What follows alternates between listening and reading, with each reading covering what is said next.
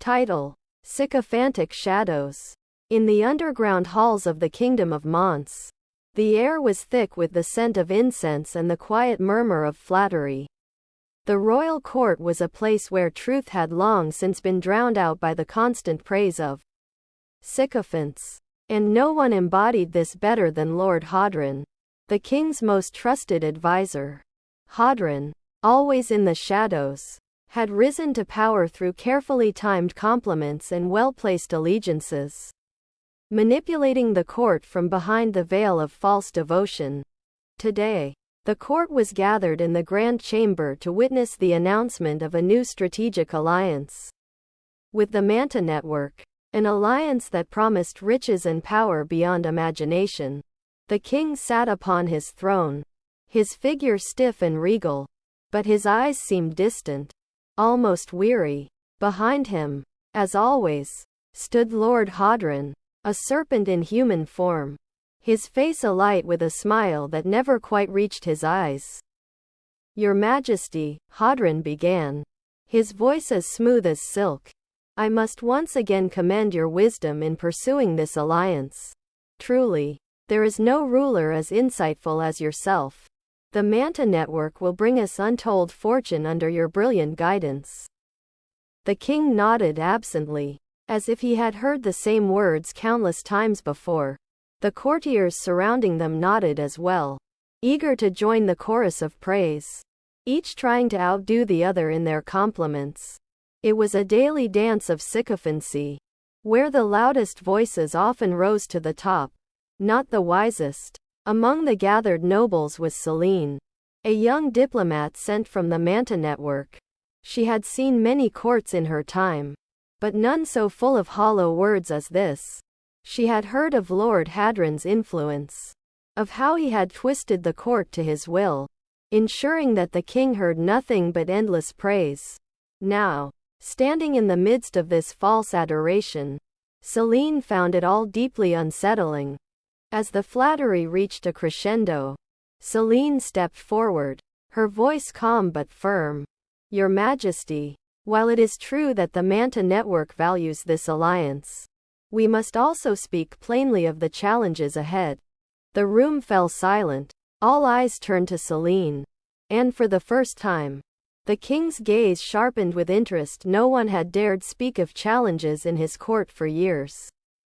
Lord Hadran's smile faltered, his eyes narrowing slightly as he looked at Selene. "Challenges, my lady?" he asked, his tone dripping with mock surprise. "Surely, with our king's wisdom and the strength of our allies, there is no obstacle we cannot overcome." Selene met his gaze, unflinching.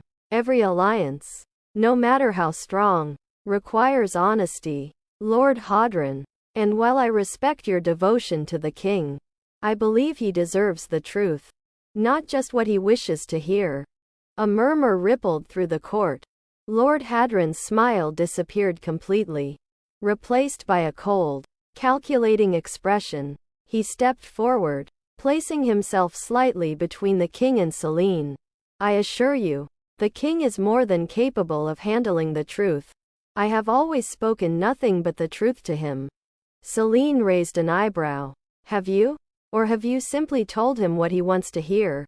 Quote, the tension in the room was palpable. The courtiers exchanged nervous glances, unsure of where this confrontation would lead. The king, however, leaned forward, his interest piqued.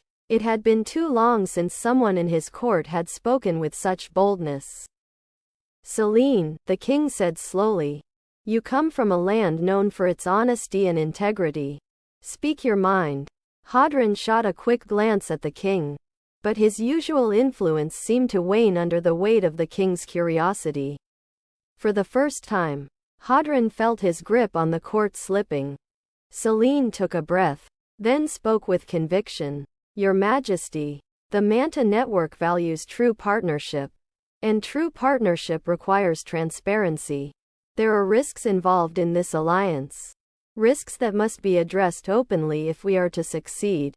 Surrounding yourself with voices that only praise you will not help you navigate the challenges ahead." The king nodded thoughtfully, his eyes drifting to Hadran. Is that so, Lord Hadran? Have I been hearing only what I want to hear? Quote. Hadran's smile returned, though it was strained. Your Majesty, I have always acted in your best interest. Every word I've spoken has been to ensure the prosperity of your reign. Selene stepped closer, her voice cutting through the room. And what happens when those words lead not to prosperity, but to downfall? Blind praise can be as dangerous as any enemy. Your Majesty. The king's expression darkened, and the weight of her words settled over the court. For the first time in years, the room was silent, devoid of the usual chorus of flattery. Hadran's grip on the court, built on years of sycophantic manipulation, began to crumble before his eyes. I think, the king said slowly, his gaze fixed on Hadran. It's time we heard more voices like Selene's. Hadran's smile disappeared entirely, and the shadows he had long controlled began to slip away, revealing the truth that had been hidden for too long.